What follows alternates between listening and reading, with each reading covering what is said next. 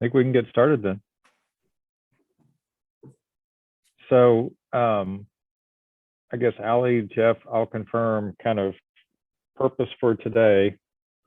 Obviously, it's our last subcommittee meeting, but along those lines, I know you had solicited, like you just said, the prioritization of the recommendations that we had. I know I, as you mentioned, sent out some notes after the last meeting because it was a good discussion, and that was on the heels of talking to Oregon and Washington. And so we kind of had an influx, it felt like, of content there, which led to some changes and some additions from a recommendation perspective. And so just feels like maybe some conversation around those is appropriate to decide if we want to keep all of those. I know the long-term recommendations grew quite a bit. I think added 4 or 5. So it feels like just some conversation, confirmation around that. And first of all, the wording of that, certainly there was no pride in authorship whatsoever, because that was pretty fast, pretty quick. A few changes, additions, like I said, so completely open to that being modified if it's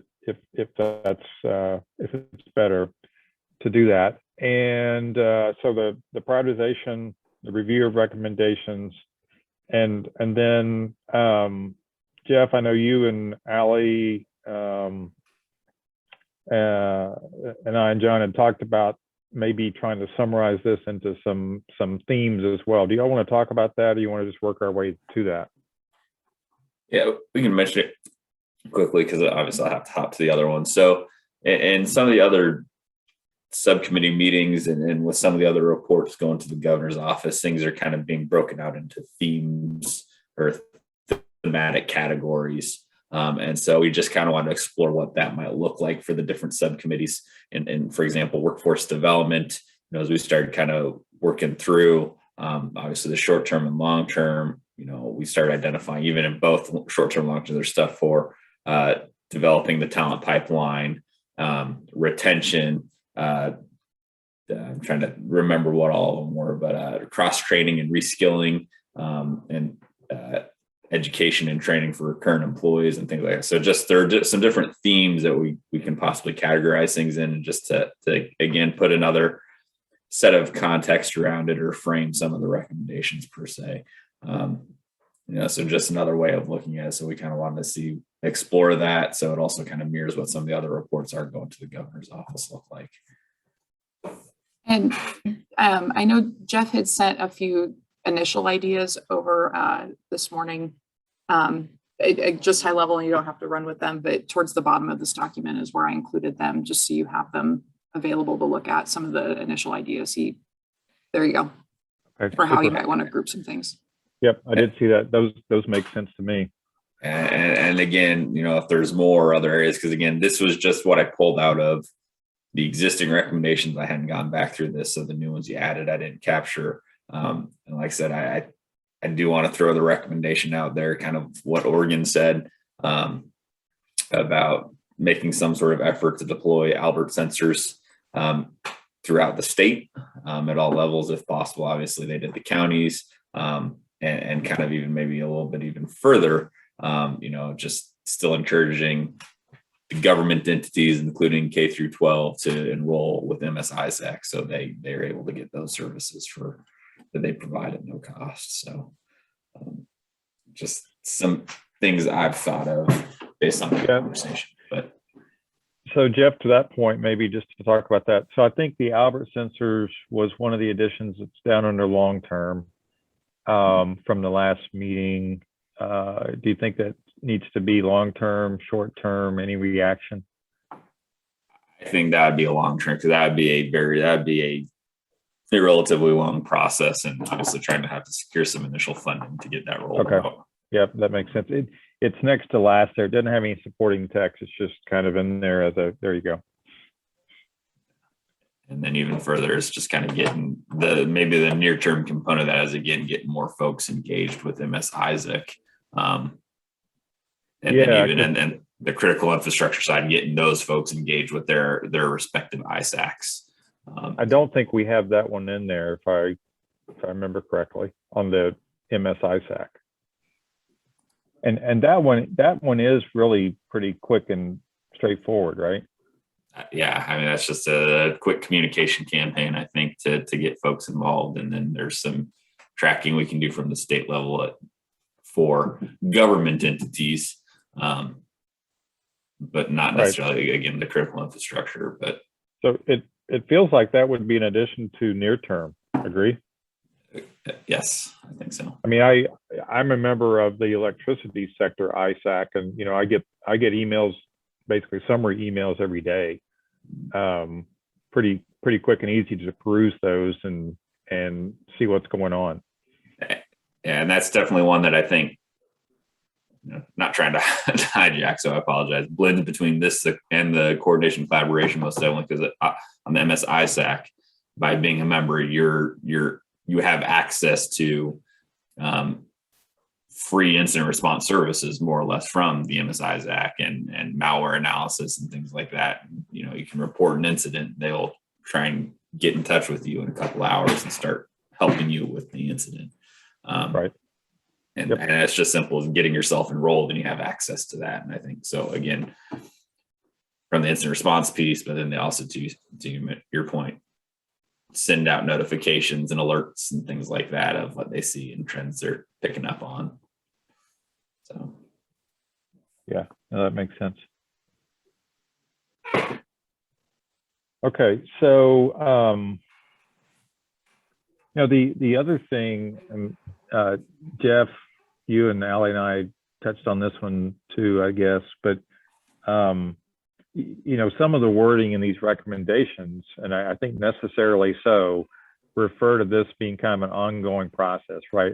Kind of a go and grow process, to where we're getting this started. We've got some near-term, some long-term recommendations, and there's going to have to be some ongoing effort to really flesh this out and get it to the point, where the states of Oregon and Washington currently are, right? Agreed? Agreed. All right, so what makes the most sense? Do you want to go through and review prioritization, and then as part of that conversation, just kind of talk about the recommendation in general as we go through here and see if these need any further work, consolidation, et cetera? Does that make sense? It does. I think that sounds good. Yeah. Okay. Should we also confirm what theme we want to tie to each recommendation as well?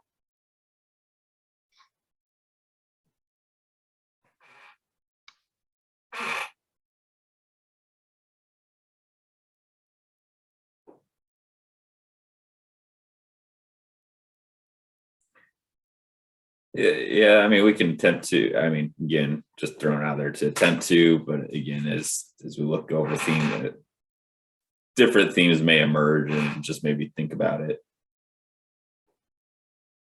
And it's definitely as part of the exercise. Hey, Jeff, can you hear me? Yeah. Oh, sorry. I think I dropped out there for a little bit, so I was getting worried. Okay. I missed whatever you guys said the last 30 seconds. So confirming themes as well. That's what I. Yes. Yeah. If we try and identify a potential theme that it ties to, or new theme that might kind of crop up. Okay. All right. Super.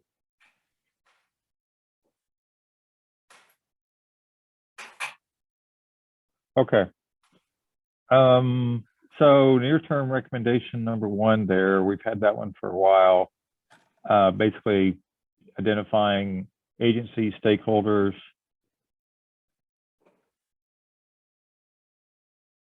that would essentially support our disruption incident response plan from a whole of state perspective, was the intent there. And then I think we had also talked about, kind of thematically throughout this, that initially this would be kind of centrally coordinated, essentially back through Jonathan's group, correct? Do I have that right?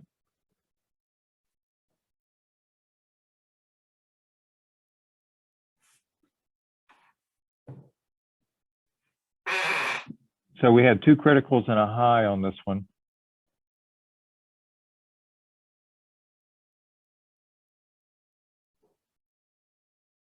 Any discussion? You know, I guess I was on the high school debate team, so usually I approach these things and try to look at it from multiple angles ever since then. But yeah, I guess I could argue this one being critical because we want to make sure that we cast the net and include everybody on a go forward basis, right? Identify and include everyone to get the benefits that we're trying to create here and be coordinated and so forth. On the other hand, you know, having a starting point is certainly the most important thing. So, you know, we're not going to be perfect out of the gate. And so I don't know if critical is kind of equated to having it completely nailed down, you know, versus a starting point. Feels like that it is important, of course, to identify stakeholders, include them in the process. So when there is an incident, right, everybody knows what to tap into, whether it's the MS ISAC, whether it's the model that we're putting in place from a whole estate perspective, but be able to engage and get help, bottom line.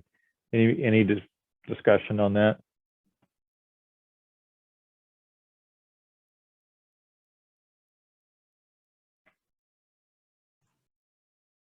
Well, I would just say, Charles, that it really is that foundational element of having that information available. You know, who do you contact in what circumstance, and what resources can you bring to bear quickly? You know, I've already had the 184th wing wants to meet with us on exactly that, right? So I think that's going to be critical. So is that, yeah, it makes sense, Mike. Is that a vote that we keep this one as critical? Yeah, I think it is. I think it's one of the foundational elements in terms of how you respond. I mean, Okay. right, you kind of have discovery and then right, how quickly can you bring things back? So those are the kind of two key components as far as I'm concerned. Okay, yeah, it makes sense to me as well. Anybody else got thoughts on this one? I agree. Kind of, that's one of those foundational components that's kind of that group that's almost being built and then tasked to carry this to completion. So yeah, exactly. I mean, I think of it kind of like building a house, right? You build the foundation first, you add on the rooms, you may continue to tweak and modify and enhance as you go to make it better. I don't think Jonathan wants to take it all on by himself. Exactly. Okay, good on this one. Any suggestions on wording? I suppose, what is our timeline from a wording perspective, Jeff, Allie? I mean, I know today is our last meeting. Do we need to have wording nailed today? Do we have a little time to do email follow-up on wording? Any thoughts there? We don't need them done today. I would like them sometime next week so I can kind of work to get them compiled for the larger group. So maybe by like Wednesday next week at the latest. Okay. That'll give me a few days to kind of work back through it and get it prepped up for the long meeting on the 1st. Okay. But yeah, I'd like to get it turned around and get it sent out to everybody by like that Monday, so they've got a couple days, if not sooner, so they even have a possible weekend to review it. That makes sense. I mean, we don't have a lot of length here to really plow through from a review perspective, so it shouldn't be too hard. Okay, second near term. This is really around the incident and disruption response plan, creating and maintaining that plan. Again, the initial thought of managing this in a centralized fashion.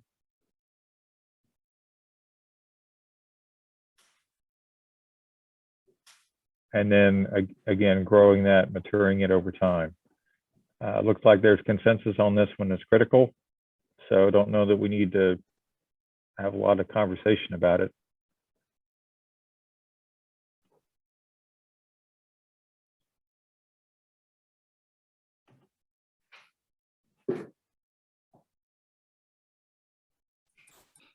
And I think I wanted to, oh, go ahead.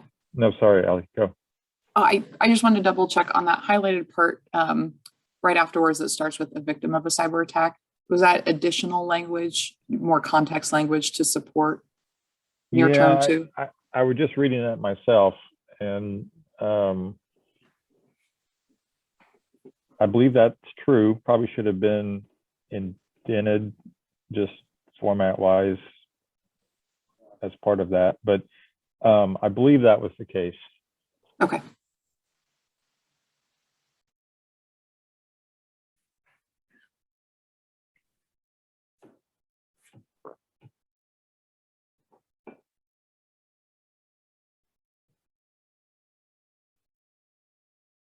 Okay, we're ready to move on to the third one. Just keep on rolling here. This was really around assigning the appropriate roles and responsibilities that would be filled by stakeholders aligning with that incident response plan. And so it looks like we had consensus, 2 votes, but consensus, I'll call it, that this one's more of a high versus a critical. I guess I was probably one of those highs, but I think this struck me as not as foundational, maybe, as some of the other things we've already just talked about, which influenced my vote. Any additional thoughts or reactions?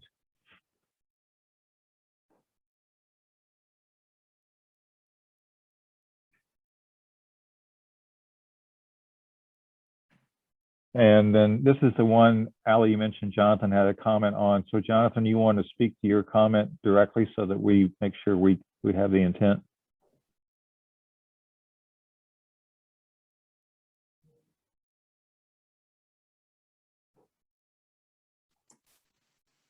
Yeah, I can, Charles, and my apologies. I had to switch to different earphones because my wireless went bad. So are we under the first ensure that any cyber, or which one are we on? Okay, I see that. Yep. So I just notated that this would be done in a cybersecurity incident annex in the Kansas response plan, which is the state's response plan. And then we could later incorporate it into the Kansas planning standards, which Kansas Division of Emergency Management is statutorily charged with developing, and that's what guides the information put into the state response plan, as well as local emergency operations plans that are created at the county level. So then counties could subsequently create a cybersecurity incident annex as well. And that kind of went to the previous comment of it being decentralized at a later point. So that's a trying to think how to word this, because you mentioned something as counties build that is one of the things that KDIM does is kind of identify what those roles would be for the county to use. So like a definition of what those roles would be. Yeah, so the Kansas planning standards is really very similar to a rubric, for instance, that identifies the content that would need to go into a county emergency operations plan. And then the county identifies who that would best be seated within their existing structure. You know, if they have an information technology department, for instance, or if information technology is handled maybe by the county clerk's office, for instance, but then through a larger contract with a private company. That's really for each individual county to determine on their own. The Kansas planning standards just identifies the information that would be or need to be contained in a county emergency operations plan. And then each one of those county emergency operations plan is submitted and reviewed by Kansas Division of Emergency Management to make sure that they're meeting the planning standards.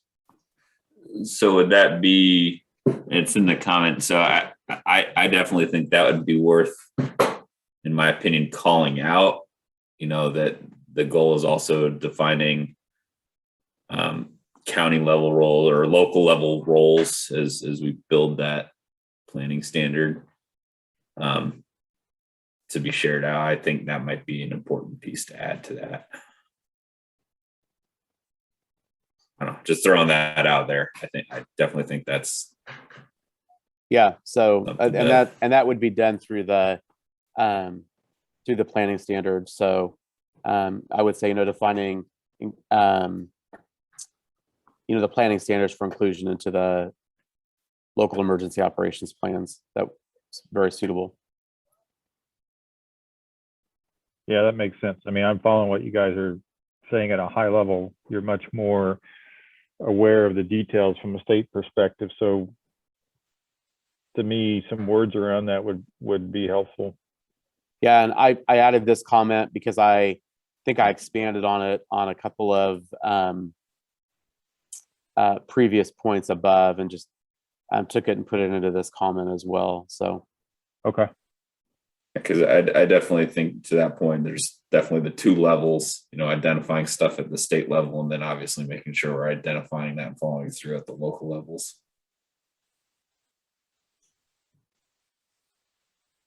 Do we want to add the comment as part of the language here?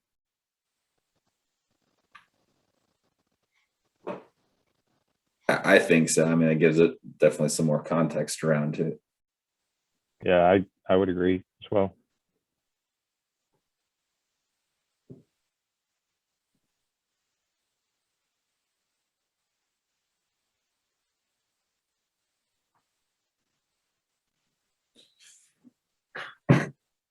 Okay. Any other discussion? I guess more discussion on that one. We keeping it as a high? Oh, yeah, good clarification. Keep it as a high. I don't know. I guess my reaction, and you all jump in and challenge, disagree. This one kind of builds upon the foundation, maybe, to use that analogy more. Does that make it a high? Should it be critical? I mean, the votes so far were high, so not attempting to change it.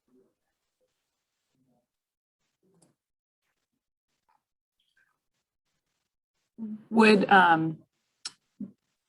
so I have the definitions in front of me, if this helps. So critical would be recommendations that are critical to success of other recommendations, or if they're limited resources, these are the absolute must to be implemented to have the greatest impact.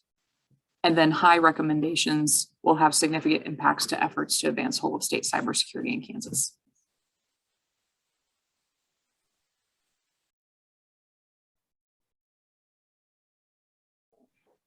So, I mean, just based on that definition, this almost seems to me to be critical because it's part of another critical. It's a component of, I mean, I'm not on this committee, so I'm just giving you input. But since it's part of, right, what we just talked about as being critical, in that context, wouldn't this be critical as well as part of a critical? I'm just asking. If this is a component of one of those, would it almost be better to combine this with one of those critical recommendations as just another piece of it? It did seem very similar and seemed to fit in with some of the others. So that may make sense, Allie.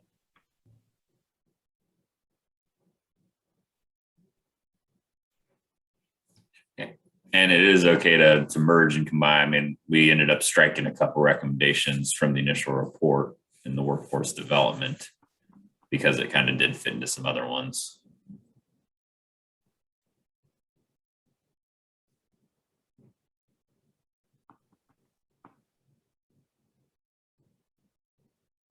That makes sense to me.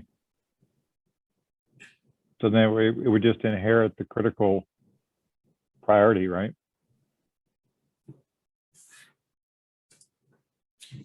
So I might fit into number 2, probably, maybe. I clearly call out to identify the roles.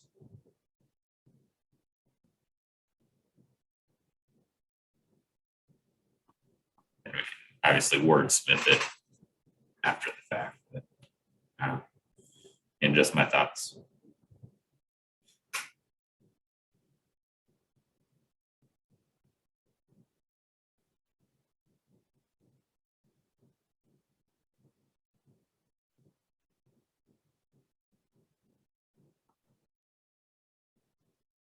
Makes sense. Anybody have any further ideas? Everybody agree?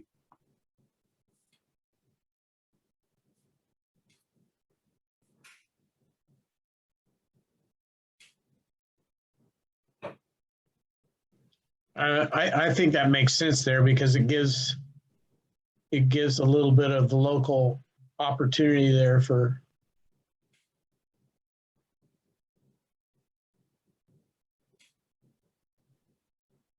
response.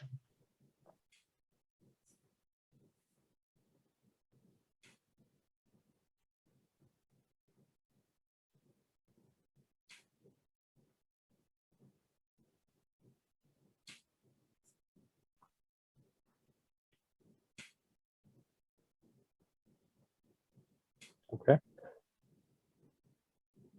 And then, of course, we're going to add the one we discussed earlier on the joining the MSISAC as a new near-term recommendation.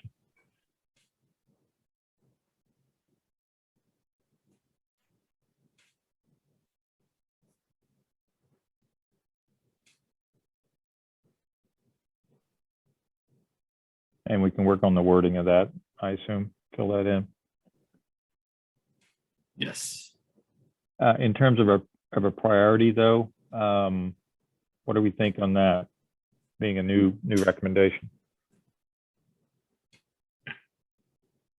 I'd throw that out there as high, maybe.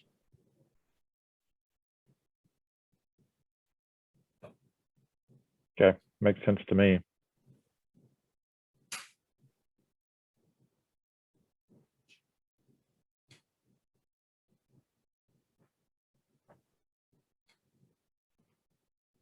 Okay, any other discussion on that one?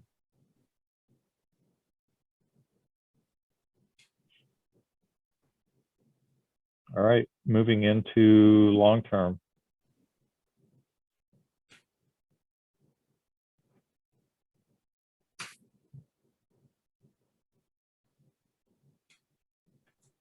So first one was talking about having a formal process for recurring updates or reviews and updates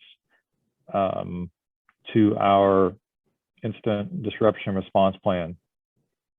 So we had a little bit of a split on that one between critical and high. I honestly can't remember how I voted on this one offhand, but any thoughts? I mean, this is really kind of, I guess, my view. You know, you build the foundation, and this is you know, keeping it current, if you will. So it's not as important as getting the foundation out there. It's more, you know, ongoing maintenance, kind of, to use that word to it. Is that maybe what the thinking was around the highs? Just trying to guess. It's pretty much right on the spot for me, Charles, why I voted high on that one. Okay. Yeah, can I see would it. say it would be high more than critical. Yeah, I could see that. All right. And just to add that there's ones we don't need to necessarily assign a priority to. I mean, we don't have to have either critical or high. So there can be, I'm not saying that's the case on this one, but that is an option as well. Okay. So yeah, I mean, it's definitely important that we keep it and maintain it.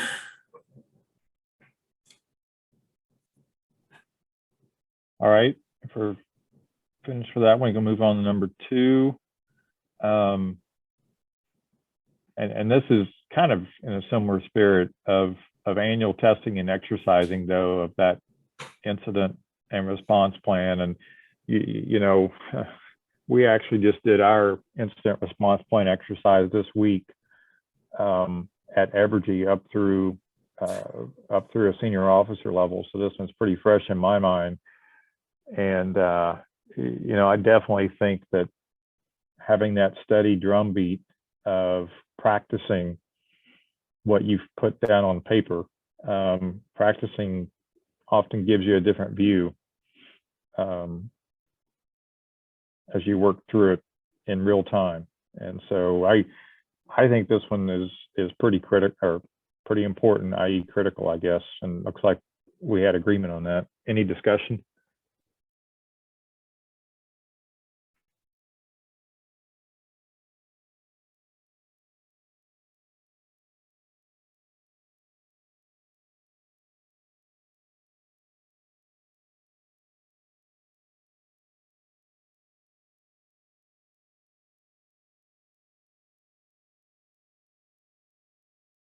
Okay, sounds like we're good on this one.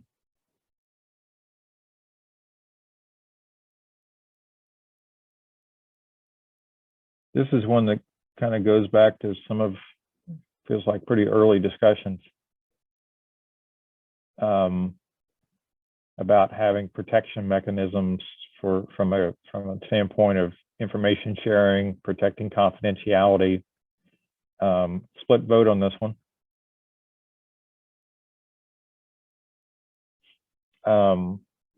Again, can't recall how I voted. If I try to debate this one, I would say, you know, maybe having those protections would be important to some, to be, you know, to jump in and actually offer the information, to know that the protection was in place. This aspect is not necessarily what I would label foundational either, maybe, to try to represent both sides of this a bit. Additional thoughts?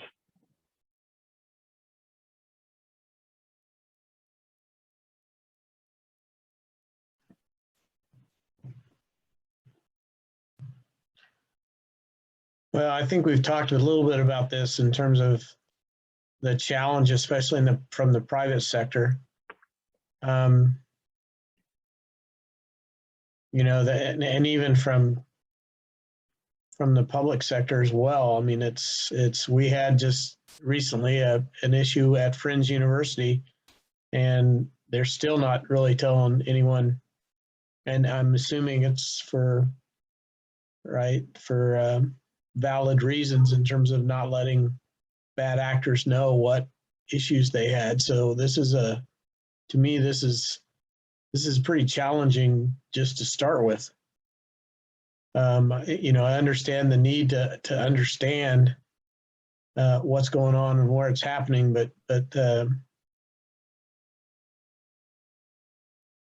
when you get into the reality of a event,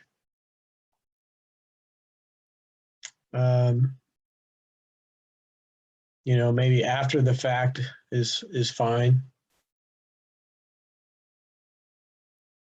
But this will be the last thing that people are going to be thinking about during an event.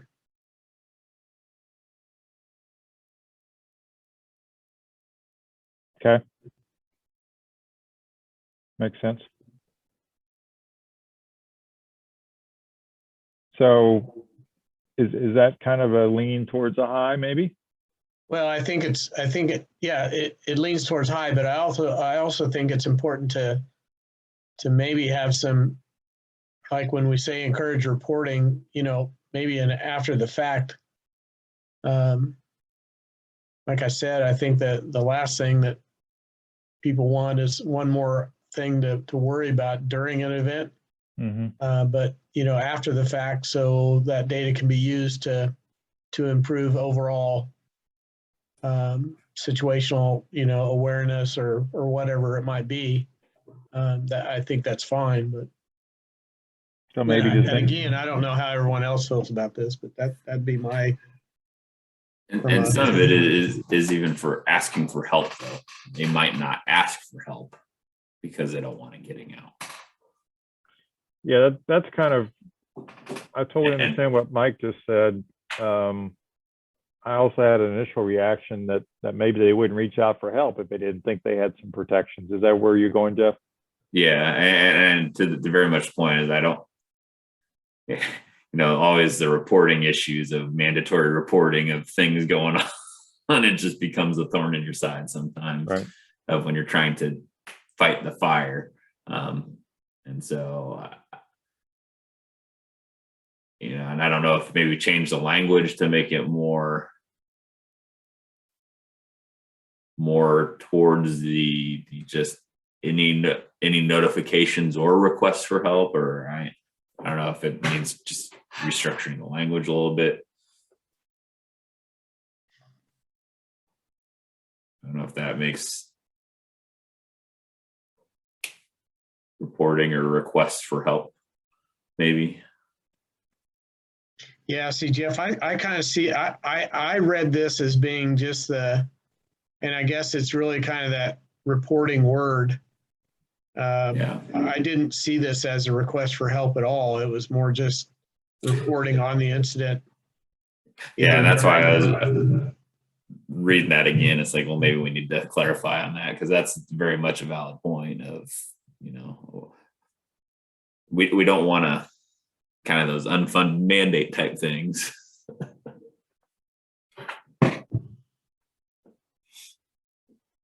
So.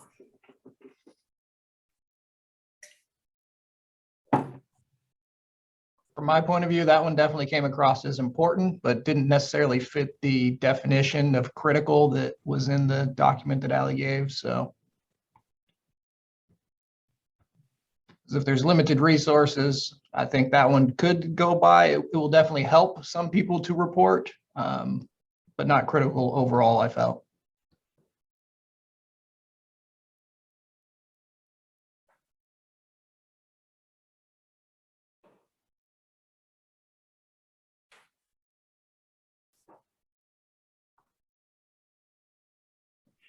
Okay, so do we, Jeff, kind of per your comment, do we need to cover both the reporting and the ask for help, both of those concepts, you think, in this one? Request for help? Yeah, I think just kind of leaving it as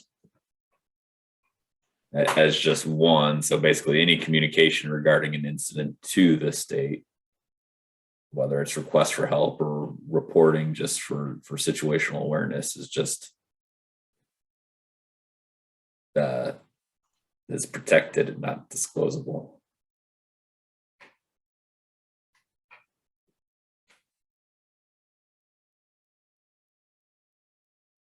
So again, and going back to Mike's point, I don't know if there's another way to continue refining that language a little bit more.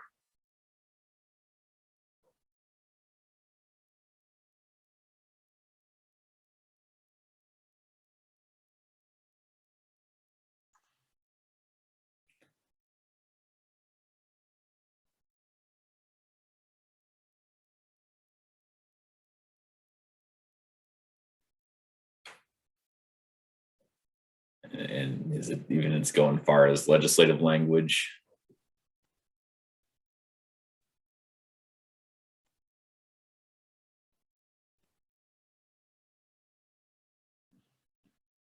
And that could be something that's just kind of for further discussion after the task force.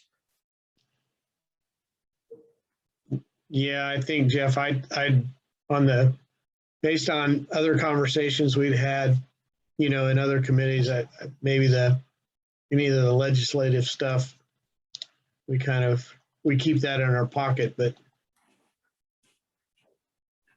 I don't know that at this point, should we really be incorporating that? I mean, some places, yes, but you know what I'm saying? Yeah, no, and I think there's pieces where you can kind of cobble those those protections together, but it's just not explicitly stated of a reporting of a cyber incident type thing. So, and again, that's just make sure we have a way to communicate that so folks know that. So, And it very well might be that the federal government is going to require this at some point. At least it seems that's the direction that they're starting to go. and I think they've done it in places too, and that might be even more of a, again, kind of going down the rabbit hole on this, because I think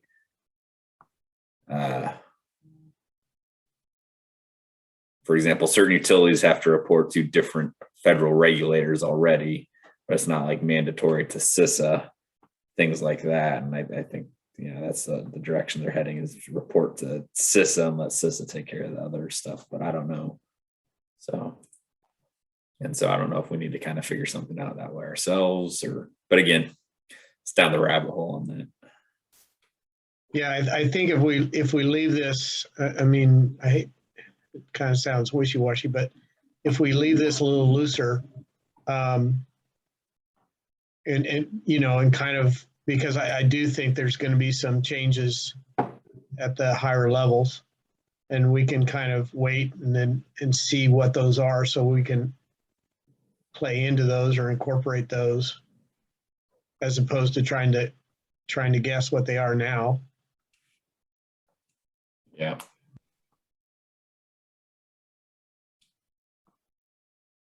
Yeah, my ultimate goal is I don't want organizations to feel like they can't request for help because they'll get outed if they're having an issue by Right. Big Brother versus letting them do it themselves. No, I think the protection is right. That's going to be a concern for everyone. I mean, just like I said with what Friends is going through right now, right? They don't want to be in they're already in the local paper, but I don't know that you can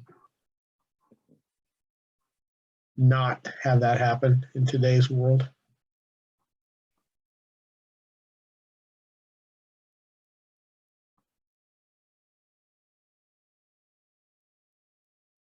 Were you all suggesting to remove like legislative from here? No, I'd still probably leave it in there. Okay. Just as kind of a note that it might go to that point.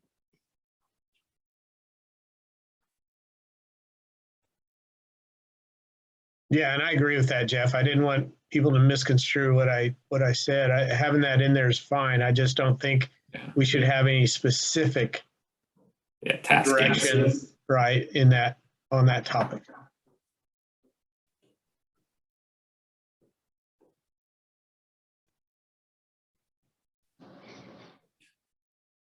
Did we want to put this as critical or high?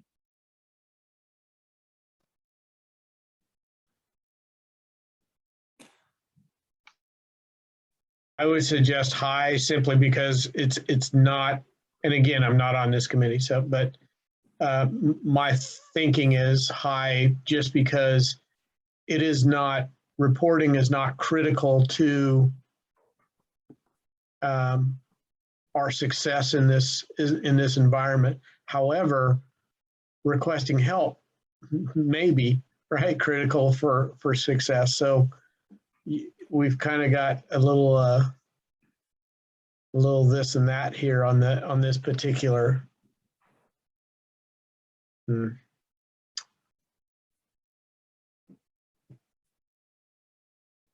I don't know if that makes sense to everybody, but the incident reporting in and of itself, I say high.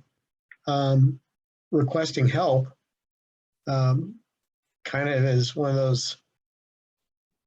I'm kind of back to that term, foundational elements, because there's a lot of folks don't have the resources, and that's, I mean, one of the key, to me, it's one of the key issues and components of why we're having these discussions to start with, and I would certainly say that part is critical.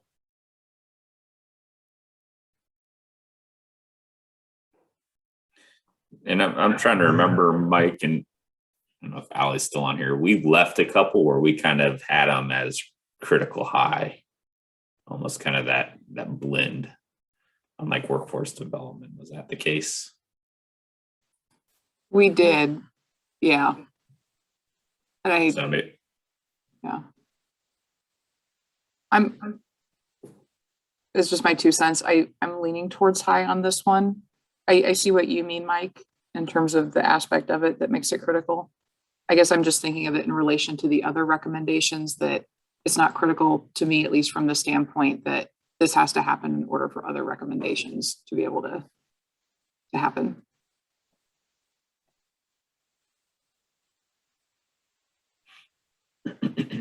Yeah, yeah, you're right, Ali. That would be true.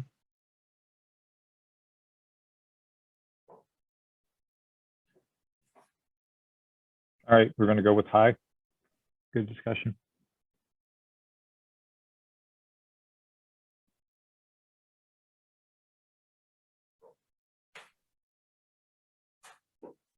All right, does that take us then to number 4? So this is really kind of the triage, the intake process around notification.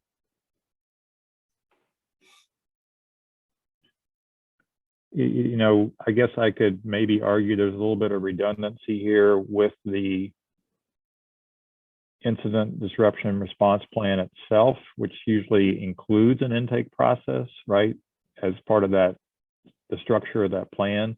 But yet this is kind of the tip of the spear on reaching out and actually doing so, right?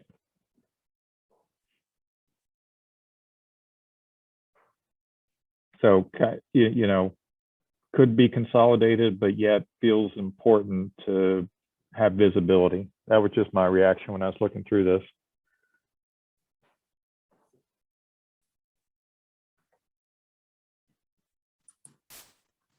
I want to give a quick apology. I'm going to log off to go start the other task force or subcommittee meeting. You've got both Samir and Sarah here, so you're in good hands.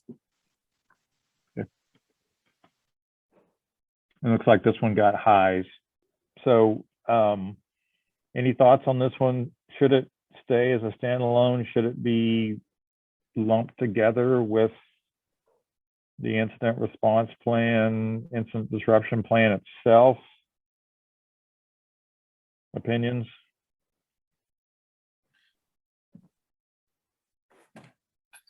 Yeah, just broadly from mine, I think something, because we can still put that together without the plan being there. Yeah. And so it'd still be a critical component. And I'm just trying to think in my head too, in terms of like this one and the one above, about how they might play together. Because I mean, it's really bad for me to say from the practitioner perspective, but we can still ad hoc help without having a coordinated plan. Now, not ideal, but right. So I don't know. I mean, that's a good question. Kind of defer to the group.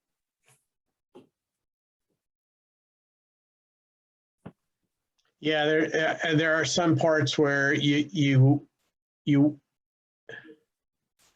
I mean, you want to give frameworks, but you don't want to be overly prescriptive.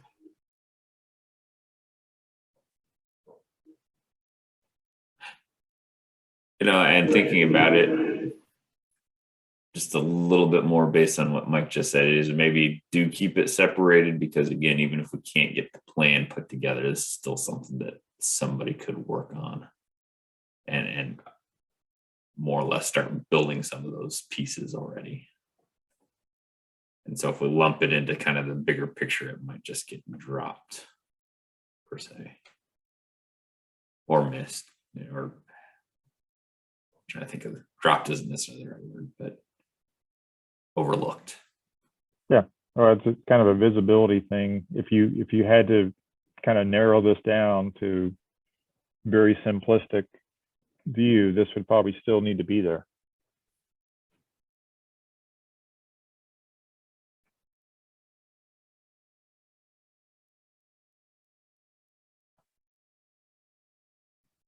Well, is this the part, and I'm sorry, is this the part where we've talked about having that cheat sheet, if you will, in terms of who to call and who to engage based on the type of event?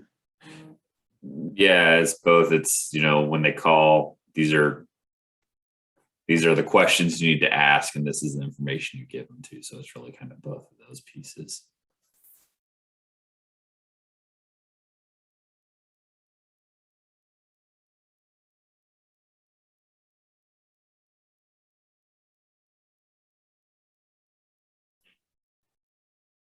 So do we agree that it needs to remain on its own from a visibility perspective? Does it stay a high as part of that same discussion?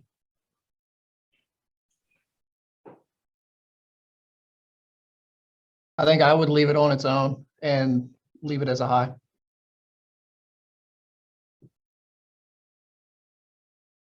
Okay.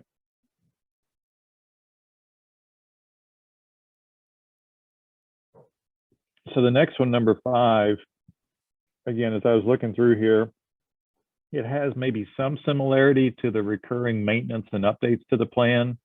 This is more of a focus on education of the incident disruption response plan. So you could maybe draw a line between education versus, recurring updates and maintenance to the plan, right? A little bit of a difference on this one. Back to the foundation concept, having the plan as foundational, maybe educating. Continuous education is not as much part of the foundation if you're kind of looking to try to distinguish there. Can I ask if this should actually be notification instead of education?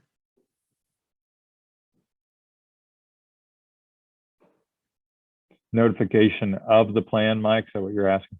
Yeah, so a notification that the plan exists, that it's continually updated. I mean, my thought is that this then, we have an education sector or committee, Oh, okay. Yeah, probably, and I just, Yeah, I don't know. So are you looking at this as a little bit of a delineation between subcommittees also? yeah, a little bit. But I mean, I get where you're going with it.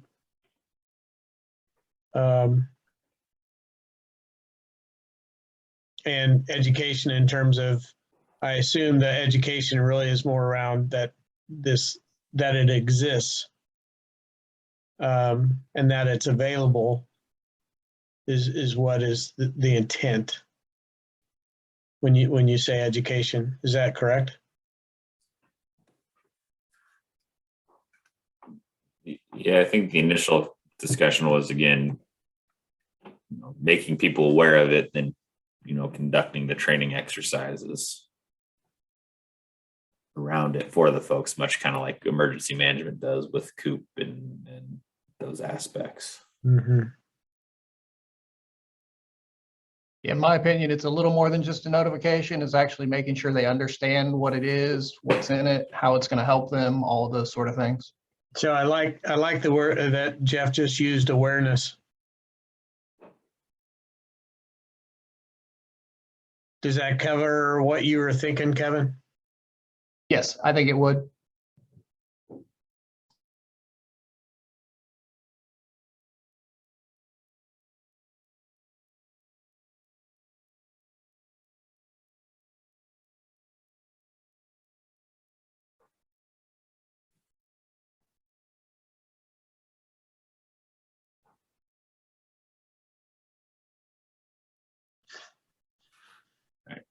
And I apologize, I'm going to hop over to the next subcommittee. So again, just before I leave, I express my gratitude for everyone who's been working on these subcommittees, and very much a thank you for the time and effort you've put in. We're incredibly appreciative of it, and you know, I know it was a long and tedious effort, but hopefully there's some recommendations here that kind of really catapult us in terms of that whole of state, and you know, just getting us several yards down the field from this perspective. So again, just a huge thank you to everyone for their time. So appreciate it. And again, look forward to seeing everyone again on the full task force meeting here in a couple of weeks. And so have a happy Thanksgiving and talk to you soon. So Thanks. Happy Thanksgiving. Thanks, Jeff.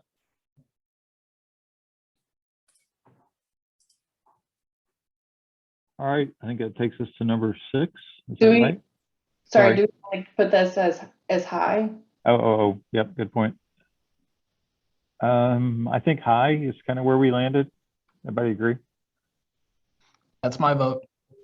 Yeah.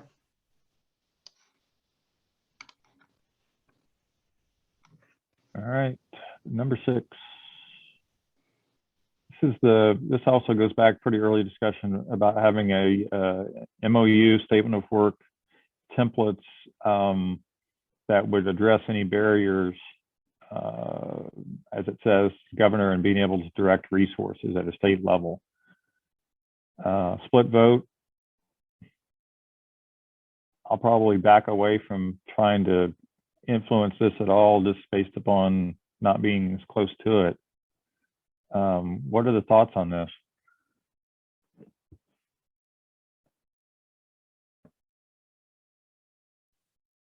So I can tell you all, I just had this discussion yesterday. We're talking about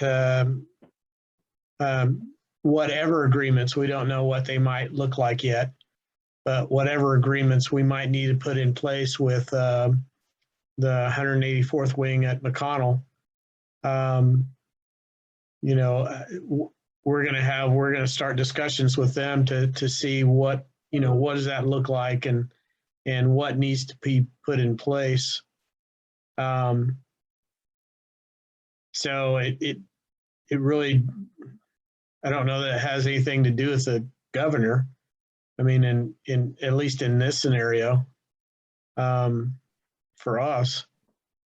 But you know, I think maybe a little broader view of this is just, you know, putting the agreements in place that you need to have, and we don't know what those are going to look like yet. To be able to allocate resources from various sources. So it could be National Guard, could be the McConnell Wing, it could be CISA, it could be, right? I mean, could be the private sector. So I guess my question is, did you guys kind of think about maybe a broader view of this question or of this statement?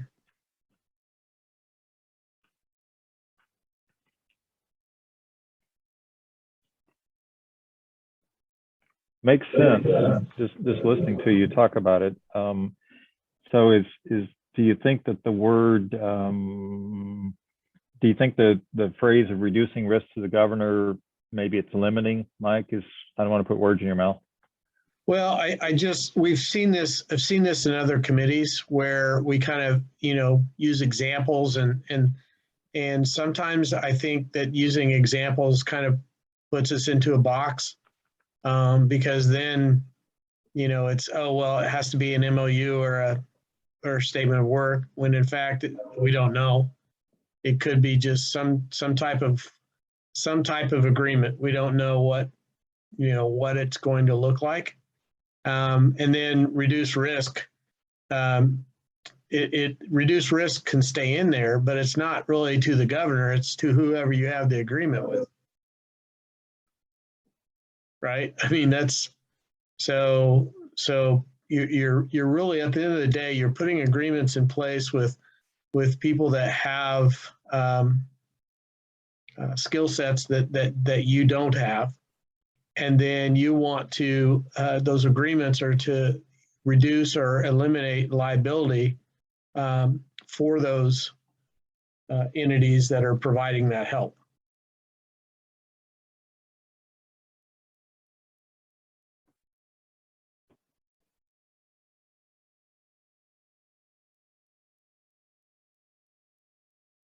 Aren't you guys happy I drop into these other committee meetings every so often? So we try to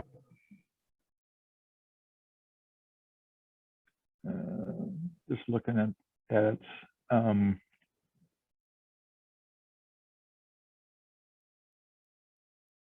Mike, are you kind of suggesting, that we So- put wording around this that it's more generic, to use that word? Yes, yeah, that's kind of what I'm saying. So you could have establish a framework of substantive agreements in advance to remove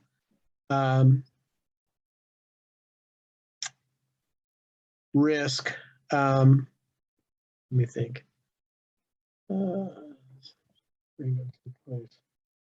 Is it to remove? I agree, it's to remove risk. Is the ultimate goal is to facilitate engagement, involvement, right? Yeah. So at the end of the day, what you want is I need to have whatever agreements I need. I want to have those in place. So if I have an event, I can get on the phone or pop an email to.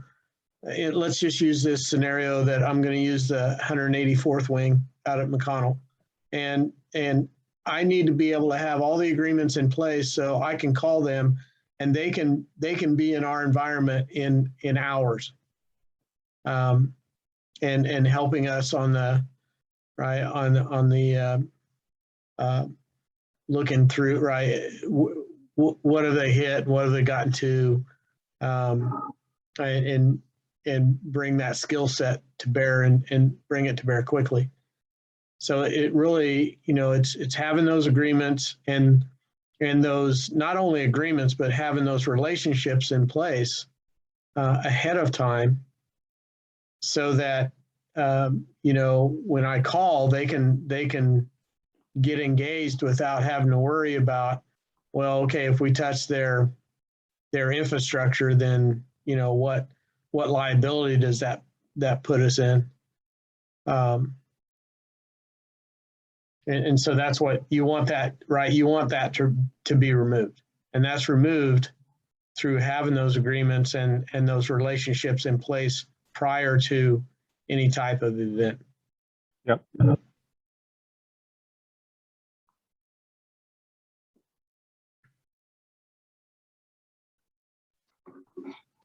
Do you want what I highlighted to be removed, or do you want to keep it?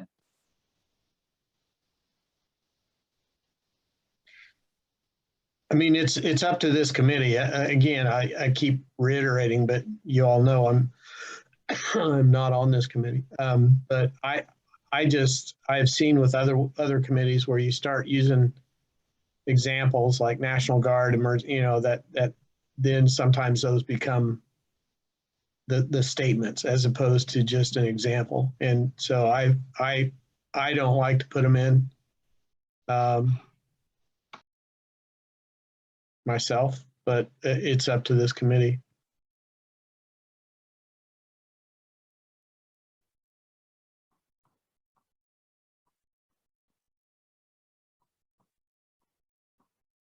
I mean, I like that. I mean, here's the thing is, when you're talking about the governor or any resources at the state level, nothing you've put in here so far, right? Establish a framework of substantive agreements and relationships. Those might be with the state, might be with private sector. I mean, right? So we're just not being overly prescriptive and just saying, look, these are, it's up to you who these are with. But at the end of the day, it's having those two things, because regardless of who it's with, you need to make sure that they can help you quickly, and you have everything in place right, to make that happen. And I'm sure in the reality, what would happen is, one or two will do some agreements, and then, those can be shared across the state. So we're not recreating the wheel. So that's a long way, Sarah, for me to say I would remove it. But again, folks, I'm not on this committee, so it is up to the committee. That's just my input.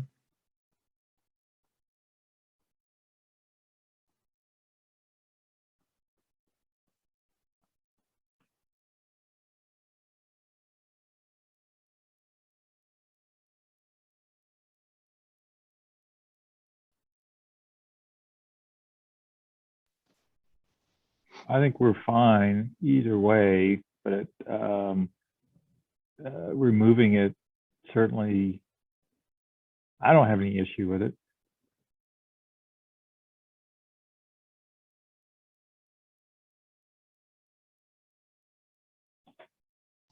I don't feel strongly that it should stay in there.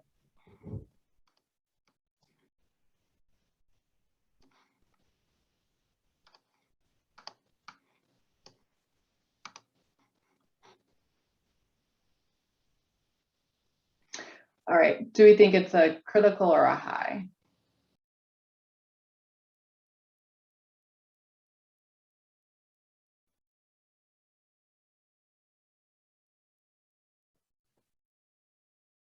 Well, based on the definition, I'd say high, but based on real life, I'd say critical. But I'd probably leave it as high. I think that's probably true. Just to try to force some distinction between critical and high as we go through these.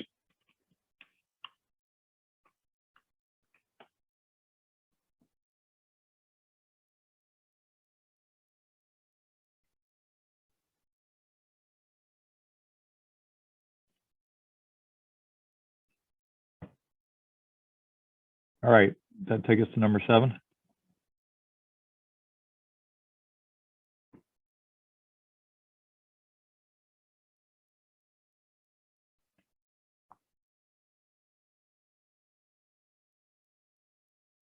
So is this one redundant to some other ones? As I look at it now.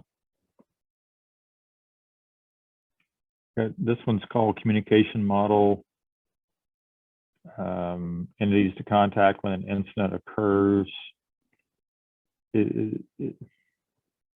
I can't remember the discussion on this one, whether or not that's intended to be distinct from, having a centralized place to call, right?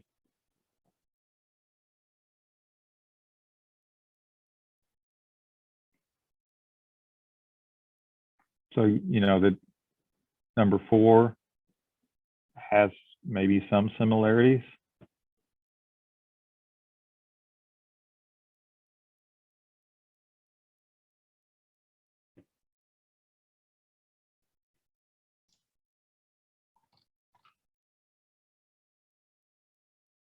I think they could be combined into one thing, probably. At least I'm not coming up with a good reason why they absolutely need to be separate.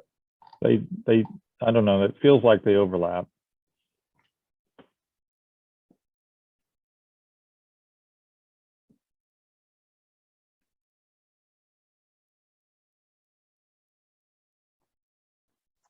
Yeah, I agree.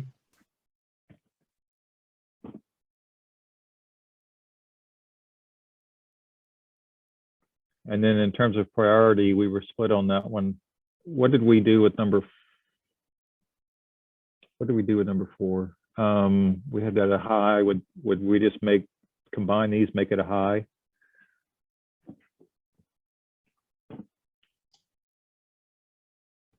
That would be my vote, yes. Yeah, makes sense. Okay.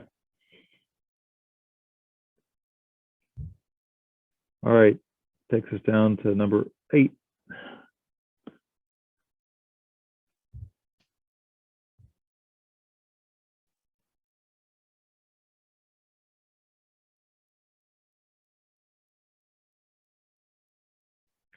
I'm going to have to ask for input on this one from those that are closer to this. Jonathan, if you're out there still, looks like the consensus was critical.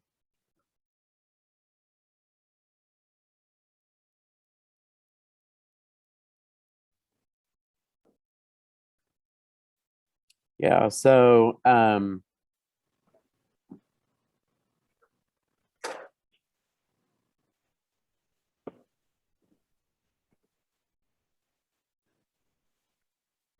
Well, while Jonathan's thinking about this, how is this different than the one that we just kind of talked about, having agreements in place? And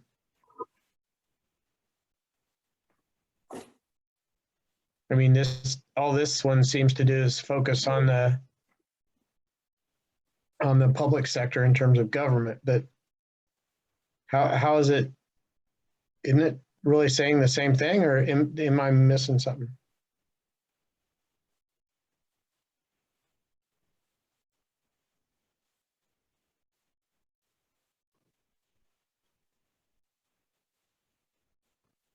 I can see the consistency in terms of what it felt like it was trying to say.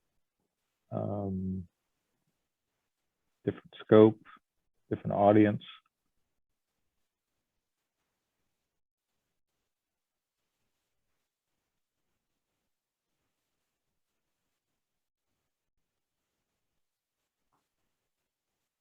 so Mike, are you thinking maybe that those be combined? Yeah, I mean, yeah, if we need to, be specific in terms of these entities, then me personally, I'd probably combine them, but I think we had that as high in this one as critical, so. Yeah, we did. But again, you're really talking about response, right? I mean, language statute better allow. Oh, but this focuses on statute. Yeah, that's the only thing that I was going to say, is that this is a legislative issue Yeah. versus more of a procedural issue.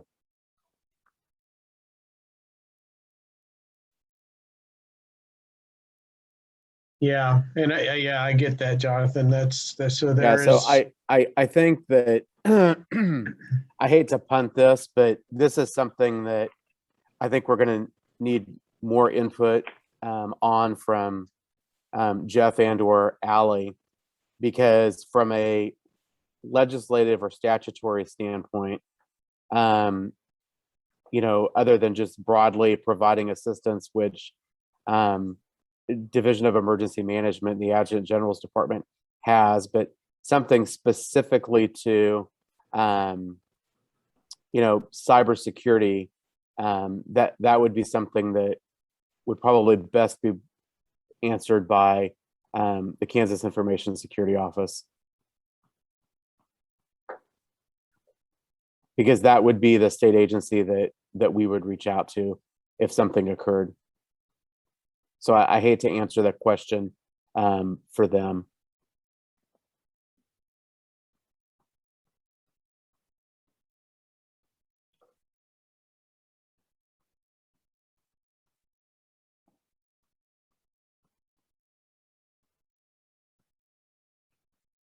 I want to leave this one for right now.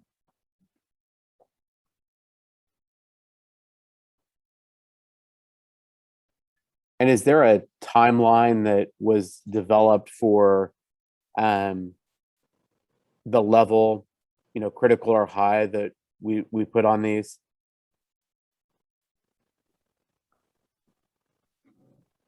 I don't believe so. I think it was just more to set a priority for the governor. Okay. Mike, is that correct?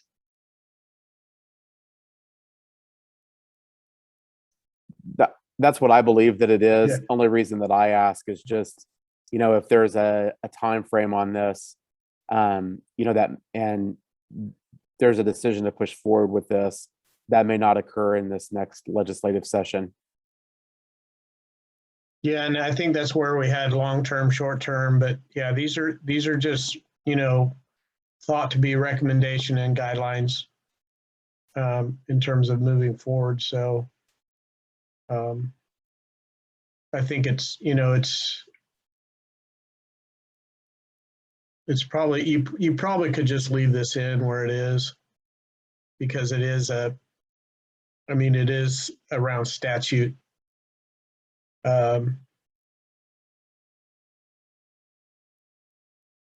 just, you know, it does fit with the one that we had talked about prior, but it does, as Jonathan indicated, right, this is really more around statute, and so I mean, making it critical, that's gonna be the tough part, right? If it's, because I see this more as anytime you talk about the legislative part of this, it's probably going to be more long-term. And Jonathan probably knows more about that than I do, but working in local government, as long as I have, it's rarely an easy thing. Yeah, I think my point with it was just, you know, if it was something that needed to be done, you know, within the next 12 months, if it was put critical, I'm not exactly for sure that would be able to happen this late with the next legislative session.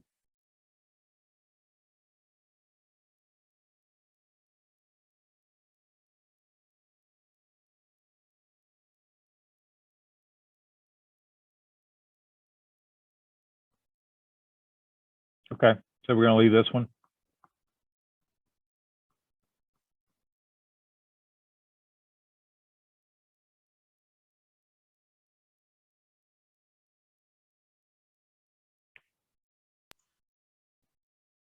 Sometimes I think, Charles, you take silence as a yes.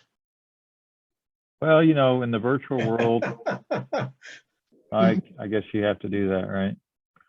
All right. So I'll remove this note about Jeff and Ally talking with the Kansas Information Security Office, right? Yep. Okay. Take us down number 9. This 9 and 10 were additions from the last discussion. You know, we talked about Albert sensors a little bit ago. I think we put the high on it as well. Does it need some supporting text to help it be consistent with others, maybe? Yes, I would think so. I don't know who has the best insights on what that supporting text would be. You know, it feels like it would be, you know, explore opportunities to leverage availability of Albert sensors to establish awareness from a monitoring perspective for, you know, entities across the state. Some words like that. Does that make sense? Yeah. Hey, Sarah, don't we have in one of the other, maybe it's this one, I can't remember, I get these mixed up now, but we talk about shared resources and contracts and those types of things, right? At the state level, making those available throughout the state. Wouldn't this fall into that same category or grouping? Yeah, I think it was an overall recommendation, if I can remember from I think in the education meeting, I think we reviewed that, and I think it was a high level recommendation for all subcommittees. Okay, and so maybe this could roll into that, and again, maybe not specifically around Albert sensors themselves, but you know, that just that technology, right? Because the idea is that we're doing it at scale. I believe is the concept. Yeah, that was the idea, I think. Yeah. So if that makes sense to everyone, I mean, it does to me.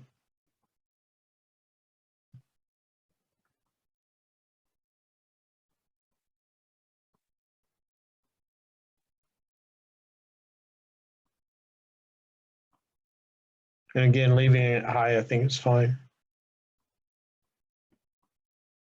And then 10, that just seems to be redundant in terms of what we've talked about that twice, basically. We have. So, I think it can I mean, just you're just go. adding, now you're adding federal agencies, right? So, but I think, I mean, I think we've already covered that by kind of making the other one a little more generic. Yep. So, Yep. Makes sense. Okay. okay, folks, I'm going to jump over to the other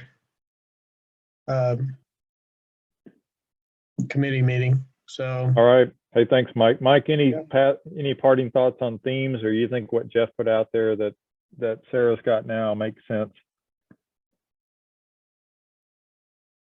yeah, I mean, I think those, those kind of follow the, as long as we follow the committee and structures and kind of what those committees are talking about. I mean, if you get up to the top level of those committees, that's really what you end up with themes, right there. So yeah, that makes sense. Yep. Yep. Okay. All right, folks, and I will reiterate what Jeff talked about. We certainly appreciate your time and efforts on this. I know it's on top of other work that everyone's doing, so much appreciated. All right, have a great Thanksgiving. Yep. You too. Thanks, everyone.